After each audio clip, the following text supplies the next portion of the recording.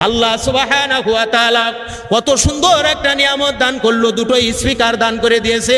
আল্লাহু আকবার, ফিসফিস আওয়াজে কথা বলছেন, জোরে আওয়াজে কথা বলছেন, এত জোরে শব্দ হয়, ওই শব্দটা যদি ডাইরেক্টলি কানের মধ্যে যায় তালা ফেটে যাবে। মহান মালিক সুবহানাহু ওয়া তাআলা ওই স্পিকারের মধ্যে এমন একটা নিয়ামত দান করে দিয়েছেন, আওয়াজটা যতই জোরে হোক না কেন ওটা একটা স্বাভাবিক পর্যায়ে যাবে, যাতে আমার বান্দার ব্রেন মগজ চক্ষুগুলো ঠিক থাকে। এটা বোঝেন না? যদি এর বিল দেওয়া হতো, আর 60 বছর জিন্দেগি পেয়েছি, এই 60 বছরে প্রত্যেক মাসে বিদ্যুৎ পুরায় 500 টাকা, 1000 টাকা, 2000 টাকা, এমনও আল্লাহর বান্দা দুনিয়ার পরে আছে প্রত্যেক মাসে তাদের 25, 30,000, 50,000 টাকাও বিদ্যুৎ বিল ওঠে। কথা ঠিক কিনা?